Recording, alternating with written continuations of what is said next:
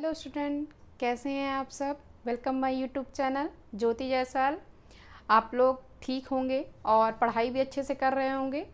ठीक है, तो आज की वीडियो में लेकर के आई हूँ आपके सबसे इम्पॉर्टेंट पार्ट को, यानी कि the respiratory system of man को। आपके जो सेकेंड लास्ट वीडियो थी एनारोबिक एंड एरोबिक रेस्पिरेशन पे थी। होपली कि आप लोग को उस वीडियो से एनारोबिक एंड एरोबिक रेस्पिरेशन में डिफरेंसेस और उनके मीन्स क्या होते हैं, उनमें क्या क्या प्रोसेस थी, वो आपको क्लियर हो गया होगा। और अगर आपको नहीं क्लियर हुआ है तो फिर से जाके वीडियो को देखिए। निराश होने की ज़रूरत नहीं है।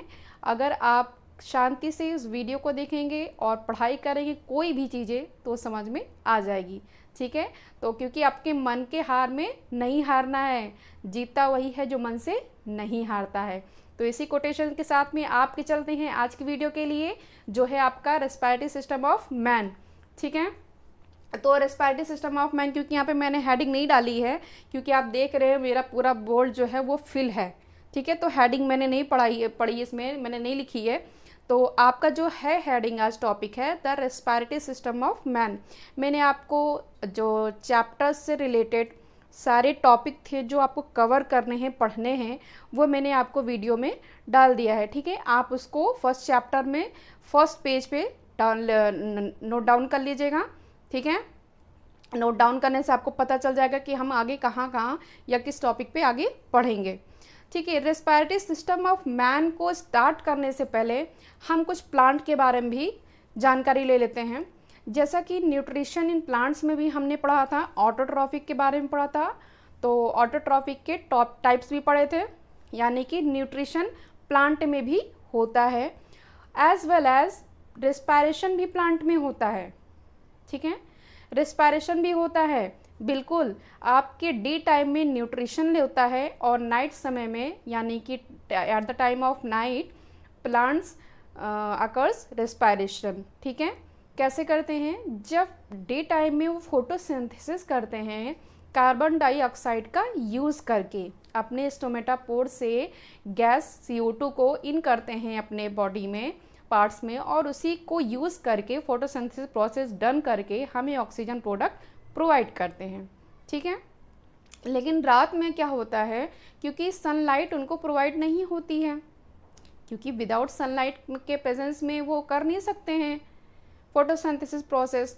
तो इस समय क्या होता है, इस टाइम पे प्लांट रेस्पायर करते हैं, वो अपने स्टोमेटा को क्लोज कर लेते हैं। जो गार्ड सेल्स हमने बताई थी उनके हेल्प से, जो हमारे स्टोमेटा के पोर्स हैं जिन्हें स्मॉल पोर्स के नाम से जानते हैं, वो क्लोज हो जाते हैं। और क्लोज होने के बाद जो हम लोग रेस्पिरेशन करते हैं, हम लोग जो ब्रीथ करते हैं और कार्बन डाइऑक्साइड को क्या करते हैं, आउटसाइड करते हैं ऑफ द बॉडी, तो कार्बन डाइऑक्साइड को वो भी नहीं एक्सेप्ट करते हैं अपनी बॉडी में, क्योंकि कहते हैं ऐसा है, मेरा जो काम था जितना वो ख़त्म हो गया, मेरा जो जॉब थी वो अभी क्लोज हो गई है, सुबह मिलिएगा। तो इसलिए कहते हैं, क्योंकि कार्बन डाइऑक्साइड जब प्लांट एब्जॉर्ब नहीं करता है रात में, तो इसलिए कहते हैं कि गार्डन में या बगीचे में या पेड़ के नीचे रात में ना ही जाना चाहिए ना ही सोना चाहिए, क्योंकि उस टाइम पे CO2 की जो मात्रा होती है, अमाउंट होता है उस गैस का, बहुत ही ज़्यादा होता है। क्योंकि प्लांट भी रिस्पायर करते हैं और CO2 डिस्चार्ज करते हैं, जो गैस निकालते हैं, एलिमिनेट करते हैं वो प्लांट अपनी बॉडी से, वो भी CO2 ही निकालते हैं। और मैन, एनिमल्स, ह्यूमंस जितने भी हैं, हमारे लिविंग ऑर्गेनिज्म, वो तो CO2 प्रोड्यूस करते ही करते हैं, क्योंकि डे टाइम में तो प्लांट कंज्यूम कर लेता है, हमको ऑक्सीजन दे देता है। यानी कि जितना भी इन्वायरमेंट में कार्बन डाइऑक्साइड होता है at the time of day, plant consume कर लेता है और फोटोसिंथेसिस प्रोसेस में मटेरियल के रूप में उसको यूज़ करके हमें प्रोडक्ट के रूप में क्या दे देता है, ऑक्सीजन गैस। लेकिन नाइट में वो करता नहीं है, CO2 वो खुद भी डिस्चार्ज करता है, एलिमिनेट करता है उस गैस को। तो जब हम भी कर रहे हैं, वो भी कर रहा है, तो कितनी मात्रा हो जाएगी ना प्रोडक्ट का, काफ़ी अमाउंट में हो जाएगा। इसके लिए वो रेस्पायर करते हैं, वो भी जितना भी उनके अंदर ग्लूकोज हमें ऑक्सीजन देते हैं, और ग्लूकोज जो उनकी बॉडी में रहता है, जो अपने बॉडी में ग्लूकोज को इकट्ठा किए होते हैं, उनका यूज़ करते हैं और ब्रीदिंग करते हैं, कार्बन डाइऑक्साइड को बाहर निकालते हैं। ठीक है, तो आई होप कि आपको रेस्पिरेशन ऑफ प्लांट पूरा क्लियर हो गया होगा मैं क्या समझाना चाह रही थी। ठीक है, अब आगे बढ़ते हैं कि हमारे रेस्पिरेटरी सिस्टम यानी कि ह्यूमंस में क्या होता है, फीचर्स क्या होते हैं, ऑर्गन्स क्या होते हैं, ट्रैक्ट। देखिए, किसी भी चीज़ को हम पढ़ने से पहले उसके बारे में थोड़ी सी नॉलेज आउटर लेते हैं, यानी कि ओवरऑल क्या होता है। ये रेस्पिरेशन से आप बिल्कुल वाकिफ़ हैं कि आपको ये पता है कि रेस्पिरेशन क्या होता है, राइट, क्योंकि आपके पहले वीडियोस में मैं ये बता चुकी हूँ आपको। लेकिन यहाँ पे वर्ड आया है रेस्पिरेटरी ट्रैक। आपने जैसे डाइजेस्टिव सिस्टम पढ़ा था, तो डाइजेस्टिव सिस्टम कहाँ से स्टार्ट होता है? From the mouth to anus, ये हुआ था, यानी कि माउथ टू एनस के बीच में रास्ते थे कि नहीं थे, कुछ मोड़ थे। जैसे आप स्कूल से घर जाते हो तो कई आपको मोड़ भी दिखेंगे, गली भी दिखेगी, बिल्डिंग्स भी दिखेंगे, शॉप भी दिखेंगे, हर एक मोड़ से गुजर के आप घर पहुंचते हो। एक आपका ट्रैक है, घर से स्कूल, स्कूल से घर का, या फिर कहीं भी जाते हो ट्रैवलिंग करते हो तो उसका। इसी तरह जो हमारी बॉडी में जब आपके रेस्पिरेटरी ट्रैक आते हैं, यानी कि ऑक्सीजन और आपके कार्बन डाइऑक्साइड का डिफ्यूज़न आता है, यानी कि मूवमेंट ऑफ जब गैस आता है, तो उसका भी तो कोई रास्ता होगा ना, पैसेज होगा, ट्रैक जिसे बोलते हैं।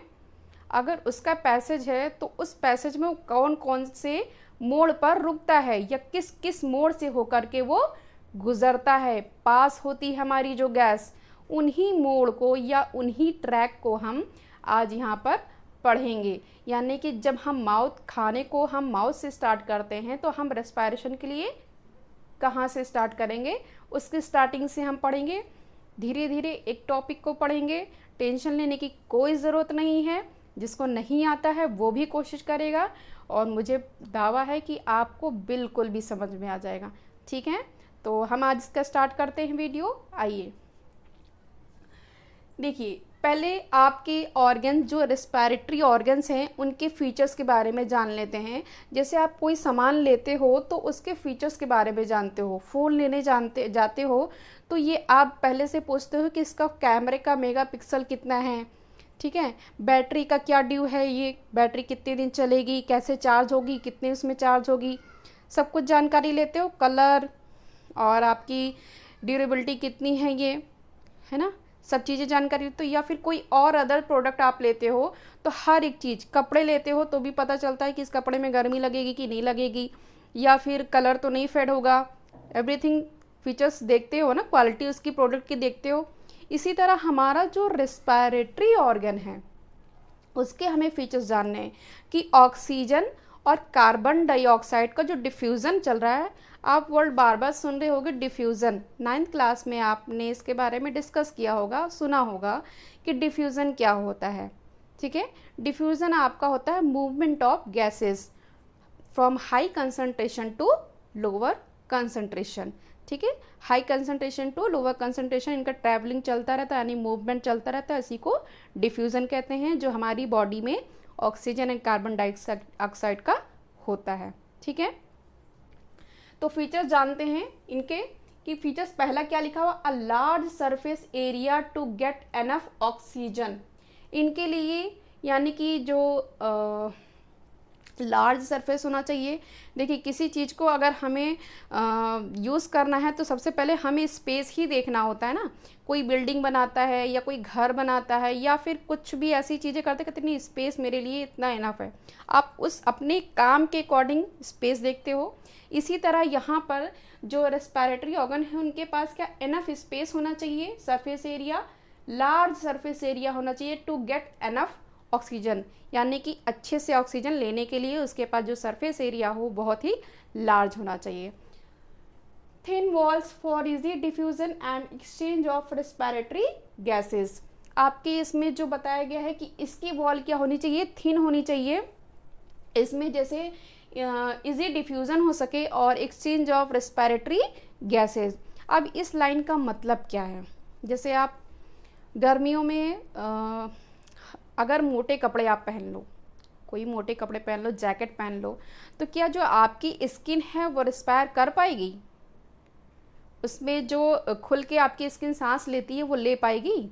नहीं ले पाएगी। आप जितने हल्के कपड़े पहनोगी आपकी स्किन उतनी ही ईजिली आपको, मतलब आपको भी सफोकेशन नहीं होगी, आपकी स्किन को भी नहीं होगी। इसी तरह आपकी जो ऑक्सीजन लेने के जो ऑर्गन हैं उनकी भी वॉल क्या होनी चाहिए, थिन होनी चाहिए, ताकि वो ईजिली मूव कर सके। यहाँ डिफ्यूज़न लिखा है ना, डिफ्यूज़न, डिफ्यूज़न का मतलब यही कि गैस का मूवमेंट हो सके ईजिली। जो हमारा लंग्स होता है, अगर लंग्स को ओपन किया जाता है, जो लंग्स को ओपन किया जाता है, यहाँ पे पहला पॉइंट आप देख रहे होंगे लार्ज सरफेस एरिया ना। जब लंग्स को ओपन करते हैं ना तो कम से कम 80 मीटर स्क्वायर सरफेस एरिया होता है। इतना बड़ा हमारा लंग्स होता है जब उसको ओपन किया जाता है। हमारे राइट एंड लेफ्ट होते हैं, अगर उसको, क्योंकि हमारे एकदम पैक होते हैं ना, बैग थैलीनुमा होते हैं, जब उसको ओपन करते हैं इस तरह तो वो 80 मीटर स्क्वायर सरफेस एरिया उसका होता, इतना बड़ा। ठीक है, टेनिस कोर्ट के बराबर होता है। टेनिस कोर्ट नहीं खेलना है, मैं बता रहे हैं कि उतने बराबर होता है, लगभग 80 मीटर स्क्वायर एरिया। ठीक है, तो हमारा जो ऑक्सीजन ऑर्गन है वो पहले लार्ज एरिया सरफेस होना चाहिए। ठीक है, सेकेंड थिंग, थिन वॉल होनी चाहिए जिससे डिफ्यूज़न मेथड ईजिली हो सके, और जो रेस्पिरेटरी गैसेस है उनका एक्सचेंज भी हो सके। रेस्पिरेटरी गैसेस मतलब ऑक्सीजन एंड CO2 का। ओके, थर्ड पॉइंट पे आते हैं, lungs circulated the oxygen by the blood. अब लंग्स आपके सर्कुलेट करते हैं ऑक्सीजन को टू द ब्लड में, क्योंकि इन्हीं के द्वारा ही जब ऑक्सीजनेटेड ब्लड हो जाता है।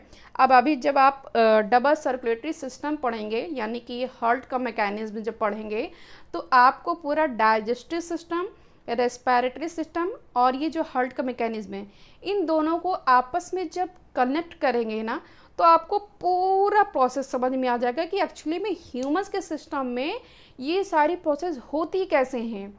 बस आप इसको ध्यान में रखिएगा कि हमने डाइजेस्टिव सिस्टम में क्या पढ़ा था और रेस्पिरेटरी सिस्टम में। अभी यहाँ पे ब्लड का ऑक्सीजनेशन चल रहा है, यानी कि प्यूरिफिकेशन चल रहा है, लेकिन ये ब्लड आते कहाँ से हैं ये नहीं पता चला ना, क्योंकि आपने पता किया कि हमने फूड खाया, न्यूट्रिशन लिया हमने, और न्यूट्रिएंट्स हमारे बॉडी में एब्जॉर्ब हो गए। अब ब्लड जो बना वो ऑल ओवर द बॉडी से आएगा ना, उसके लिए वेट करना पड़ेगा डबल सर्कुलेटरी सिस्टम के लिए। फिलहाल अभी हम यहीं पढ़ते हैं, लेकिन इनसे कनेक्ट है, सारे ऑर्गन्स आपस में क्या हैं, कनेक्ट हैं, क्योंकि अगर कनेक्ट ना हो एक दूसरे से तो पूरी प्रोसेस हो ही नहीं सकती है। जैसे कहते हैं ना यूनिटी में पावर होती है, उसी तरह हमारे ऑर्गन्स भी यूनिटी रखते हैं कि ये आगे अपने उनके काम को आगे बढ़ाने के लिए, क्योंकि जब वो नहीं आपकी हेल्प करेंगे तो वो आगे भी नहीं जा पाएंगे। ठीक है, तो आगे बढ़ते हैं। हमने ये क्या, lungs circulated the oxygen by the blood, blood के द्वारा वो क्या करते हैं, ऑक्सीजन को सर्कुलेट करते हैं, और जब हम इन करते हैं ऑक्सीजन तो वो ब्लड में मिक्स हो जाते हैं और हमारा ब्लड क्या हो जाता है, ऑक्सीजनेटेड हो जाता है, यानी कि प्योर हो जाता है। और जो लंग से फिर ब्लड है वो हमारी जो हार्ट की कैपिलरीज होती है, पल्मोनरी वेन के द्वारा हार्ट में जा करके ऑल ओवर द बॉडी फैल जाती है। ठीक है, हार्ट के सिस्टम को हम पढ़ेंगे तो समझ में आ जाएगा कि पल्मोनरी वेन क्या है, राइट। तो हाँ, आपकी ये ऑक्सीजन जो, और ऑक्सीजन को जब ब्लड में आपके हीमोग्लोबिन पाया जाता है, ये तो सबको पता होगा, वही हीमोग्लोबिन आपका जो पिगमेंट होता है वही ऑक्सीजन को कैरी करके ले जाता है अपने ब्लड में। ठीक है, आगे आपका है RBC, WBC, इन सब के बारे में टॉपिक है, आपने टॉपिक देखा होगा। ठीक है, तो आगे बढ़ते हैं। Which organs helps in diffusion called respiratory organs. Diffusion का मतलब यहाँ पे वही है कि गैसेस का जो एक्सचेंज होता है, आपके वही ऑर्गन्स जो सहायता करते हैं डिफ्यूज़न के लिए, जिनको कहते हैं रेस्पिरेटरी ऑर्गन। रेस्पिरेटरी ऑर्गन ही हमारे डिफ्यूज़न के लिए क्या करते हैं, हेल्प करते हैं, उन्हें ही रेस्पिरेटरी ऑर्गन कहते हैं। ठीक है, तो अब ये आपका 3 पॉइंट 4 पॉइंट जो है वो आपको क्लियर हो गया होगा मेरे हिसाब से, और नहीं क्लियर हुआ होगा तो मुझे कमेंट में ज़रूर बताइएगा। ठीक है, मैं आपको क्लियर कर दूंगी। आगे आता है रेस्पिरेटरी ट्रैक। अब हमारा क्या आता है, रेस्पिरेटरी ट्रैक, यानी कि जो रेस्पिरेशन करते हैं उसका रास्ता आता है कि किस आपके ट्रैक से होते हुए आपकी जो गैस है वो जाएगी। ठीक है, तो पहले पॉइंट में आपको ये देख रहे होंगे रेड कलर से कुछ करके। देखिए ये पॉइंट मैंने इसलिए लिखा है क्योंकि बहुत ही स्मॉल लेटर में लिखा हुआ है और एक ही कलर से मैंने लिख दिया, तो हो सकता है कन्फ्यूजन है, इसलिए जो ये 3 बड़ी बड़ी लाइनें हैं ये मेरे पॉइंट्स को अलग कर रही हैं।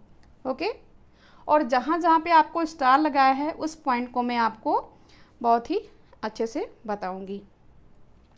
The respiratory tract of human respiration system begin, शुरुआत होता है from a pair of external nostrils situated at the lower end of the nose. The air enters through the nostrils and reaches into a pair of nasal cavity. नहीं समझ में आया होगा, बढ़ते हैं आगे आपके इसी पॉइंट को क्लियर करने के लिए। ये एक्सटर्नल नॉस्ट्रिल क्या है, ये जो आपके नाक के पोर्स बने हुए हैं होल, इन्हें ही एक्सटर्नल नॉस्ट्रिल कहते हैं। ये कहाँ सिचुएटेड हैं, at the lower end of the nose, nose के लोअर एंड पे, करेक्ट। अब आते हैं the air enters through the nostrils, air हमारी नॉस्ट्रिल्स के थ्रू जाती है अंदर, तो वही बोला air enters through the nostrils and reaches into a pair of nasal cavity, और जब सांस ले लेते हैं यानी कि एयर एंटर कर जाती है तो वो कहाँ पहुंचती है, हमारी नसल कैविटी में। अब हम आते हैं इस तरफ आपके डायग्राम में। डायग्राम में आप देख रहे होंगे नसल कैविटी को मैंने यहाँ पे शो किया है, ये आपका नॉस्ट्रिल है। ठीक है, नॉस्ट्रिल से गैसेस का आया, आपका एंटर किया और यहाँ नसल कैविटी में आपके पहुँच गया।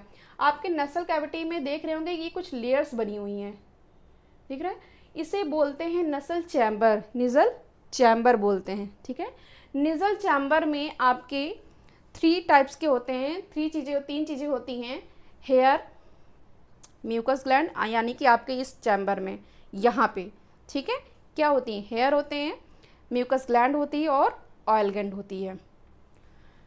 जो हेयर होते हैं अब वह आपकी गंदगी को क्या करते हैं, रोकते हैं, और आपके जो म्यूकस ग्लैंड है, म्यूकस ग्लैंड आपकी इसमें क्या होता है, चिपचिपा पदार्थ होता है, जो चिपचिपा पदार्थ लिक्विड मटेरियल को क्या करते हैं, निकालते हैं, और उन्हीं के थ्रू जो गंदगी होती है वो क्या करते हैं,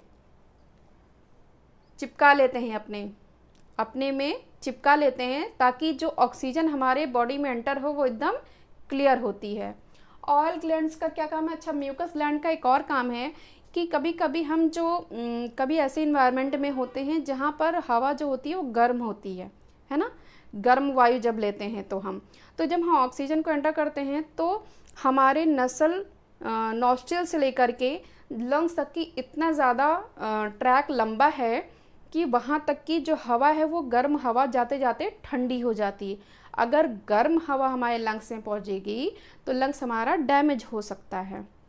ठीक है, तो जो म्यूकस ग्लैंड है वो वार्म एयर को ठंडा भी करती है।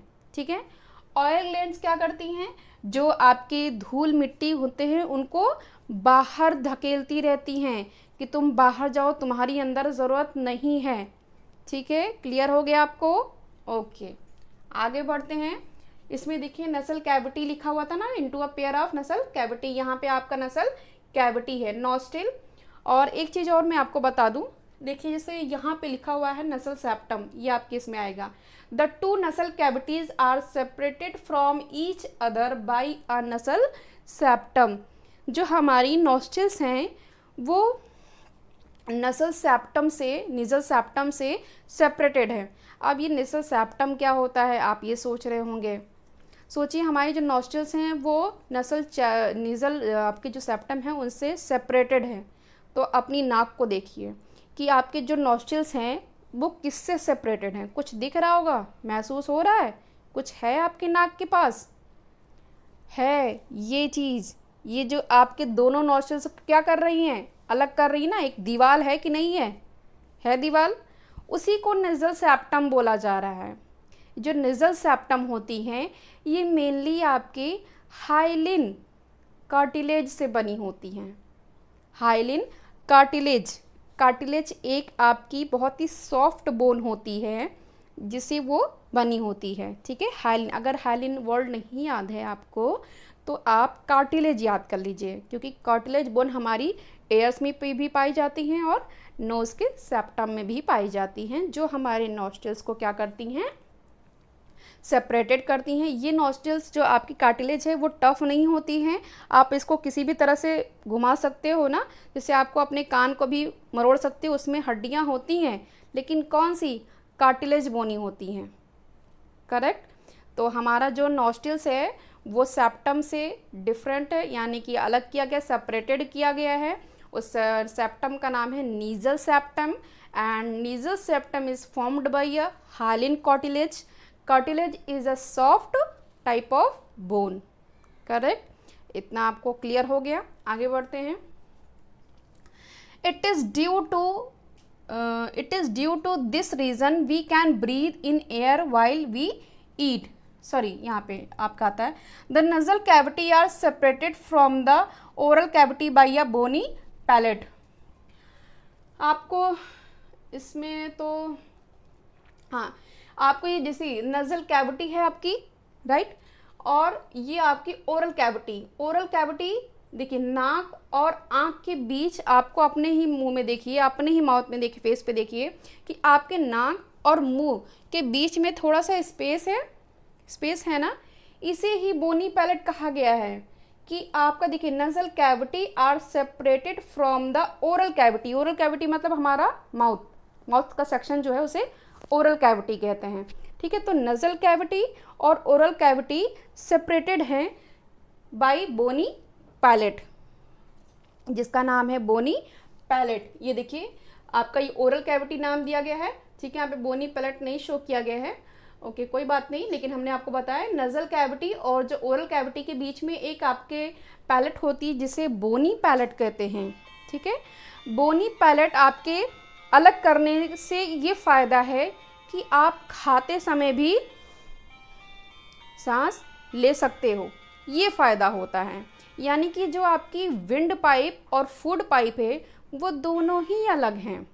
आपकी जो विंड पाइप है वो ऊपर की तरफ है और फूड पाइप विंड पाइप के नीचे की तरफ है, जिसे हम ईसोफेगस बोलते हैं।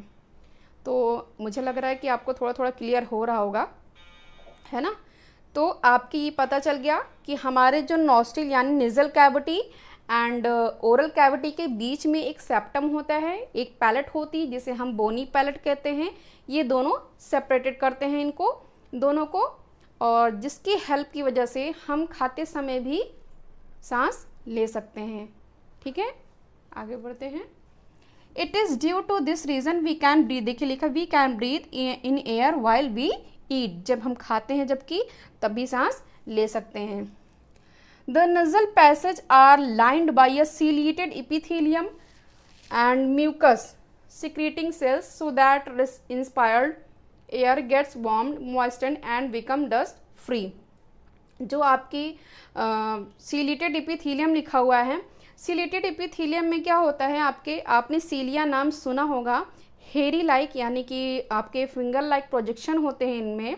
ये फिंगर लाइक प्रोजेक्शन वही जो आपके पहले मैंने अभी इसको डिस्कस किया ना, यही चीज़ें बता रहे हैं कि इसमें क्या होता है, सीलिएटेड एपिथेलियम होता है, यानी कि आपकी जो एक लेयर होती है उस पर सीलिया होते हैं और इन्हीं सीलिया में आपकी जो डस्ट होती है वो चिपक जाती हैं। ये धक्का देती हैं किसको, डस्ट को, तुम बाहर जाओ।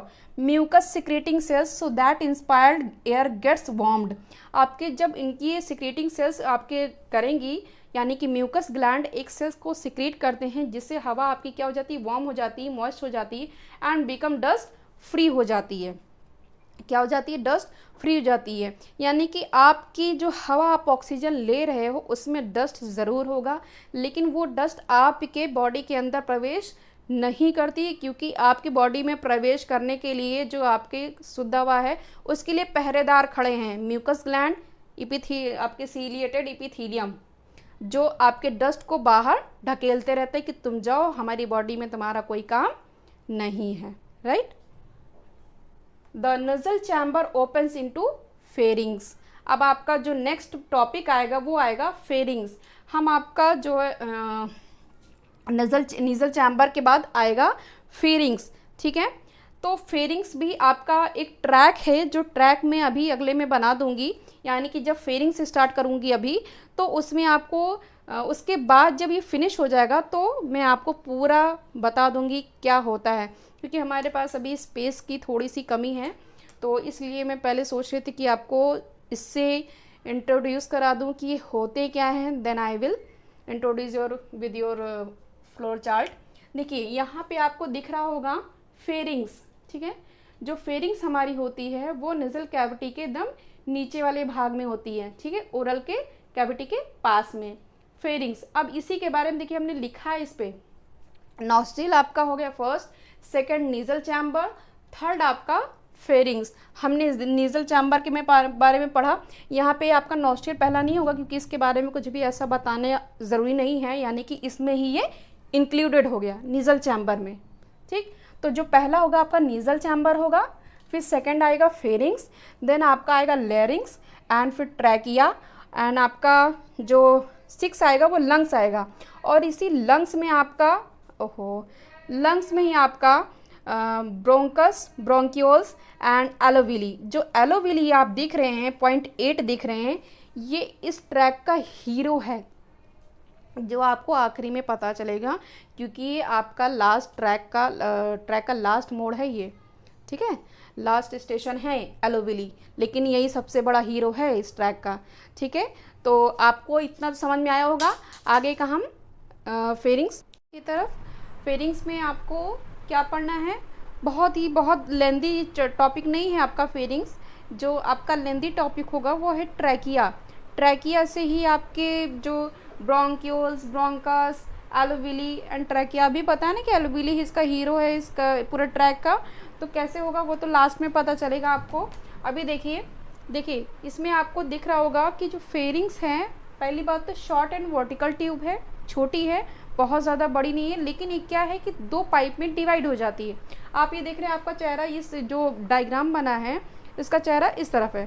तो हम आपको समझाते हैं प्रैक्टिकली कि जो आपका फेरिंग्स है 2 पाइप में डिवाइड है। जो आपकी पहली पाइप है वो है फूड पाइप, जिससे हम ईसोफेगस के नाम से भी जानते हैं। ईसोफेगस आपका पीछे की तरफ रहता है और जो फेरिंग्स है वो आगे की तरफ रहती है, ठीक है। आप जैसे डायग्राम में इसमें देख लीजिए पहले कि ये फेरिंग्स है, फेरिंग्स से देखिए रेड कलर का लिखा हुआ है ना फूड पाइप, एंड ये देखिए ब्लू कलर का लिखा है जिसे बोलते हैं wind pipe, okay.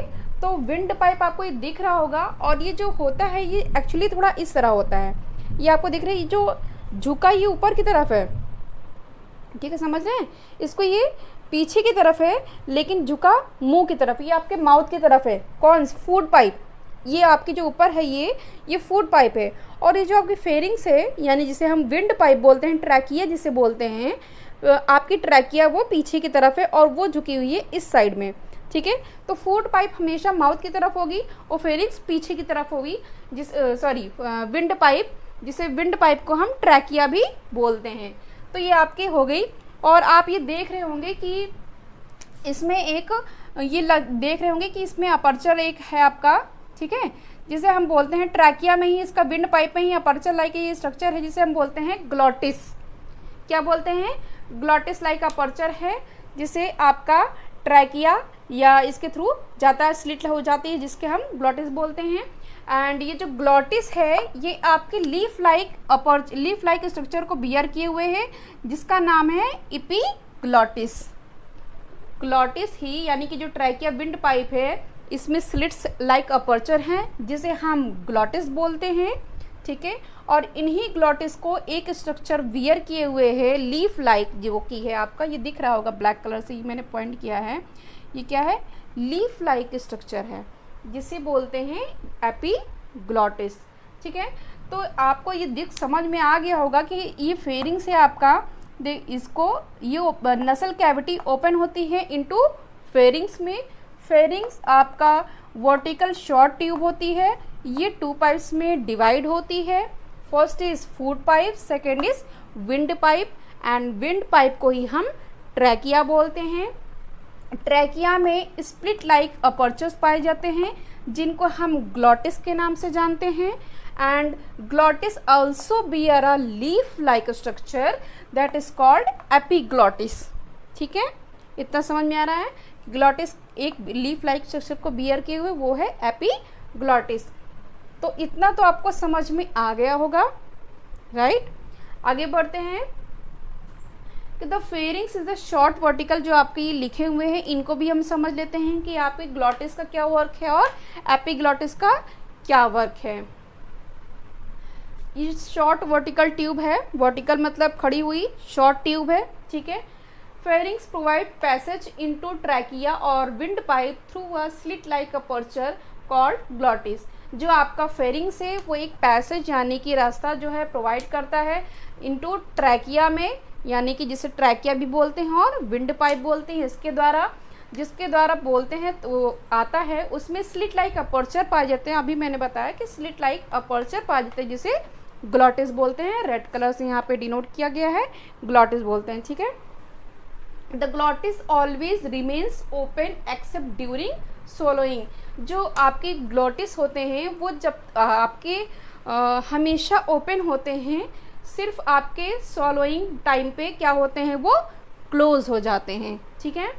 The glottis bears a leaf like structure cartilaginous flap. Cartilaginous word को मैंने डिनोट किया था आपके अभी थोड़ी देर पहले कि कार्टिलेजिनस होती क्या है, आपकी सॉफ्ट बोन होती है। फ्लैप लाइक स्ट्रक्चर जिसे बोलते हैं एपिग्लॉटिस। एपिग्लॉटिस के बारे में पढ़ लिया। During swallowing the epiglottis closes the glottis to check the entry of food into it। अब आपके जो ग्लॉटिस हैं इनके ही द्वारा आपके जो चेक करता है कि फूड की एंट्री कहाँ पे हुई है, ठीक है। तो आपके ये इतना पार्ट था और फेरिंग्स के आपके कई पार्ट हो सकते हैं जो आपके अभी इतना ज़्यादा हाई स्कूल में बहुत ज़्यादा डीपली नहीं है, सिर्फ नाम जान लीजिए कि अगर फेरिंग्स आपके नेज़ल कैविटी में ओपन है तो इसका नाम होगा आपका नेज़ोफेरिंग्स, ठीक है। नेज़ोफेरिंग्स ये साफ साफ यहाँ लिख दे रही हूँ, ये आपका। और अगर ये ओरल में यानी कि माउथ की तरफ ओपन हो रही हैं फेरिंग्स हमारी तो ओरल फेरिंग्स, और अगर ये लैरिंग्स में ओपन हो रही है, ये देखिए यहाँ पे अगर आती है तो इसको बोलते हैं लैरिंजोफेरिंग्स, लैरिंजोफेरिंग्स, ठीक है। ये इसका कोई इतना वर्क नहीं है, सिर्फ ये पार्ट है कि जहाँ पे ये आपकी ओपन हो रही है। आगे का जो पार्ट है ट्रैकिया एंड लैरिंग्स ये बहुत छोटा है एंड ट्रैकिया जो है आपका ट्रैकिया में ही आपका आएगा। और जो मैं नेक्स्ट वीडियो आपको प्रोवाइड करूँगी उसमें आपका फ्लोरल चार्ट रहेगा, यानी कि ट्रैक रहेगा कि हाँ कहाँ से लेकर के आपके कहाँ तक की जो आपकी एयर है वो पास होती है लंग्स में जाती है। और लंग्स में जाती है तो फिर क्या उसमें भी कुछ आपके स्ट्रक्चर्स पाए जाते हैं, क्या उनमें भी कुछ ऐसा होता है कि सिर्फ वहाँ तक की आपके फ्लो हो जाती है लंग्स में, उसके आगे कुछ नहीं होता है। तो ये जानने के लिए हमारे साथ आगे वीडियो में बने रहिए, कंटिन्यू हमारे वीडियो को देखते रहिए तो आपको ये समझ में आ जाएगा, ठीक है। अगर आपने एक भी वीडियो मिस की तो आपको कुछ भी समझ में नहीं आएगा, इसलिए अगर आपको स्टार्टिंग से समझना है तो स्टार्टिंग से ही वीडियो इसको देखिए। Thank you for watching my video. और जिसने भी वीडियो को अभी लाइक नहीं किया है, सॉरी सब्सक्राइब नहीं किया है हमारे चैनल को, सब्सक्राइब करें और वीडियो को लाइक एंड शेयर करें।